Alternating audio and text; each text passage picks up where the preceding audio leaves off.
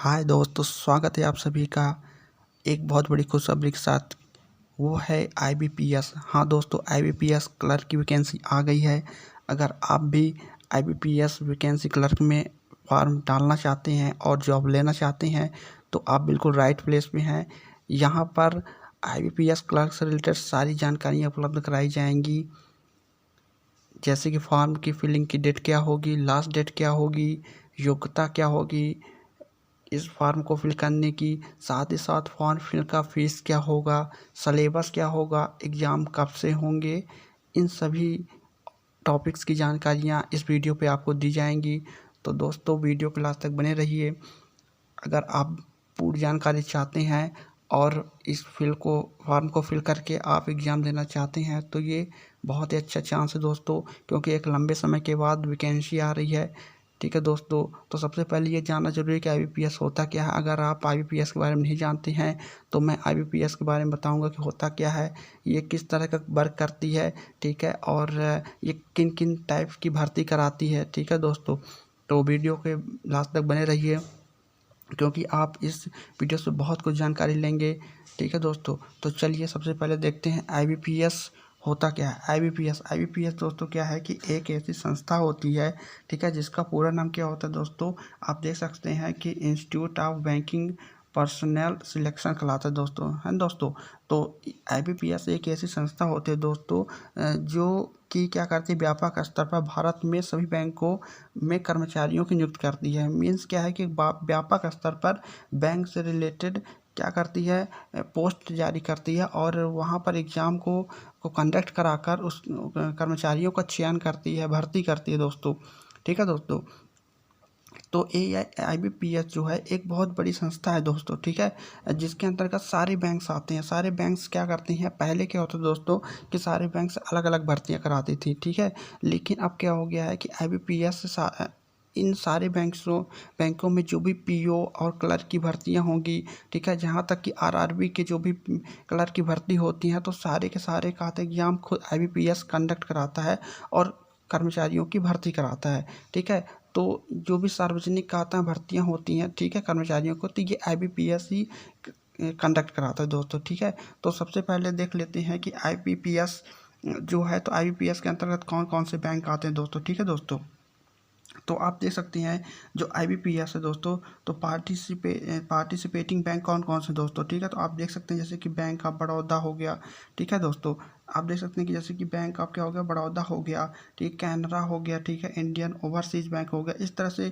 कई सारे bank of India, central bank of India, Punjab national bank, union bank of India, Maharashtra bank, Indian bank, Punjab और Sindh bank. तो हाँ दोस्तों, ये जितने भी सारे बैंक्स हैं ना, सब सब जितने भी पदों की जैसे पीओ या खाता क्लर्क की भर्तियां होती हैं, तो ये डायरेक्ट क्या करते हैं, आईबीपीएस के माध्यम से क्या कराते हैं, बैंक मतलब कि एग्ज़ाम को कंडक्ट करवाती हैं और कर्मचारियों को भर्ती करवाती हैं। ठीक है दोस्तों, तो यहाँ पर क्या है दोस्तों, जो भर्ती निकली हुई है, ठीक है, वो आईबीपीएस सीआरपी क्लर्क की भर्ती निकली है। ठीक है दोस्तों, ठीक है, रिक्रूटमेंट निकला है जिसमें टोटल भर्ती की संख्या 5830 है। हाँ दोस्तों, 5830 है, जो कि ऑल इंडिया पे है। ठीक है दोस्तों, तो आप स्टेट वाइज अपने यहाँ देख सकते हैं कि जो भी भर्तियाँ होंगी, तो वो मैं नीचे आपको शो करूँगा कि किस स्टेट में कितनी भर्तियाँ निकली हुई हैं। ठीक है दोस्तों, तो सबसे पहले आपने देखा कि कौन कौन से बैंक आईबीपीएस के अंतर्गत आते हैं, ठीक है दोस्तों, जो कि कर्मचारियों की भर्ती कराते हैं। ठीक है, तो यहाँ पर आप देख सकते हैं, चलिए नीचे देखते हैं कि जो भी एग्ज़ाम होने वाले हैं, ठीक है दोस्तों, तो कब से फॉर्म फिल किए जाएंगे, साथ ही कहते हैं इनका एग्ज़ाम डेट क्या होगा। तो मैं आपको बताना चाहता हूँ कि आईबीपीएस जो क्लर्क की भर्ती होती है, उसमें आपको 2 एग्ज़ाम देने पड़ते हैं। पहला प्री होता है, दूसरा मेंस होता है। हाँ दोस्तों, पहला प्री और दूसरा मेंस होता है। ठीक है दोस्तों, तो सबसे पहले ये देखेंगे कि आप ऑनलाइन एग्ज़ाम की फॉर्म कब से फिल करना शुरू कर सकते हैं।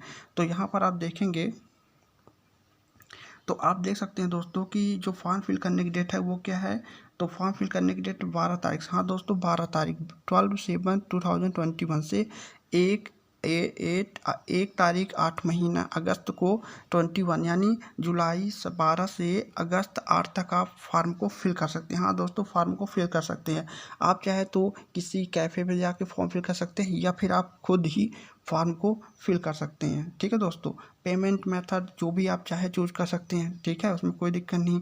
ठीक है, इसके अलावा अगर मैं बात करूं कि इसमें पेमेंट एप्लीकेशन क्या है दोस्तों, तो 12/7 वही रहेगी। ठीक है दोस्तों, मतलब जब से आप खाता हैं फॉर्म डालेंगे, जब तक डालेंगे 1 अगस्त तक, तब तक आप वो काम कर सकते हैं। ठीक है, अब बात करते हैं ऑनलाइन एग्जामिनेशन प्री में। ठीक है, तो प्री एग्ज़ाम कब होगा दोस्तों, तो प्री एग्ज़ाम जो कंडक्ट कराने की डेट है दोस्तों, तो आप देख सकते हैं कब से है, तो 28/8/2021, 29/8/2021 और 4 तारीख को। हाँ दोस्तों, ये वो डेट है। ठीक है दोस्तों, ये वो डेट है। ठीक है, आप देख सकते हैं ये वो डेट 28/8/29 को और 4 तारीख को। ठीक है दोस्तों, यहाँ पर होगा अगस्त और सितंबर पे। ठीक है दोस्तों, तो 28 अगस्त, 29 अगस्त और कहते हैं 4 सितंबर को प्री एग्ज़ाम होंगे। ठीक है दोस्तों, इसके अलावा जो मेंस एग्ज़ाम होंगे वो कि कब होंगे, तो 30/10/2021 को होने वाले हैं दोस्तों। ठीक है दोस्तों, तो आपको पता चल गया होगा कि फॉर्म फिल 12 से है और 1 तारीख तक, 1 अगस्त तक है। इसके अलावा जो आपको प्री एग्ज़ाम होंगे वो 28, 29 को और 4 सितंबर को होंगे। ठीक है दोस्तों, इसके अलावा जो मेंस एग्ज़ाम होंगे वो होंगे आपके क्या 31/10/2021।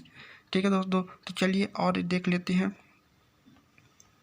और आपको क्या देख एलिजिबिलिटी क्या होनी चाहिए दोस्तों। ठीक है दोस्तों, एलिजिबिलिटी यानी अगर आप इसमें फॉर्म भरना चाहते हैं तो आपकी एलिजिबिलिटी क्या होना चाहिए, तो दोस्तों आपके पास आप किसी भी कहते हैं इंस्टीट्यूट से, इंडियन इंस्टीट्यूट से आप कहते हैं ग्रेजुएट होने चाहिए। ठीक है दोस्तों, आप किसी भी कहते हैं इंस्टीट्यूट से यानी इंडियन इंस्टीट्यूट से आपको ग्रेजुएट होना अनिवार्य होता है। ठीक है दोस्तों,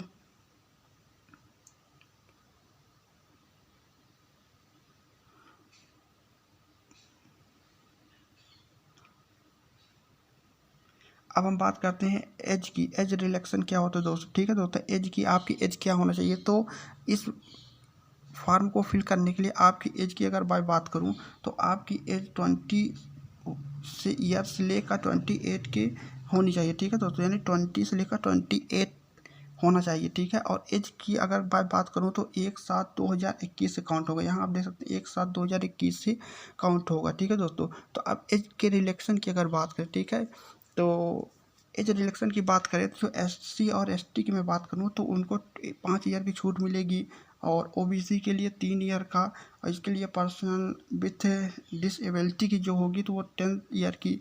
ठीक है दोस्तों, और इसके अलावा यहाँ पर और भी हैं। ठीक है दोस्तों, तो ये सारी चीज़ें हैं।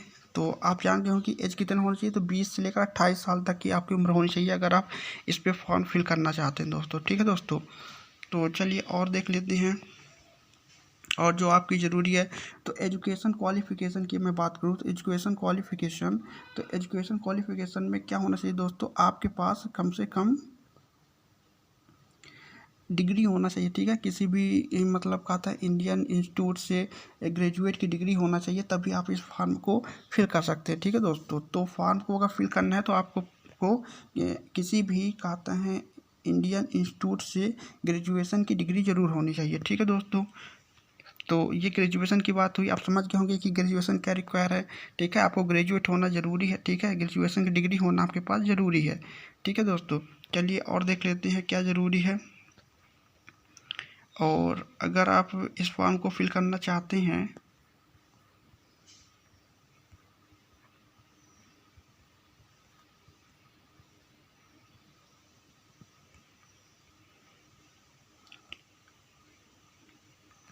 हाँ दोस्तों, यहाँ पर सबसे ज़्यादा ज़रूरी है कि अगर आप एग्ज़ाम देना चाहते हैं तो प्री एग्ज़ाम के लिए आप कैसे तैयारी करेंगे। ठीक है, किन सब्जेक्ट की तैयारी करेंगे।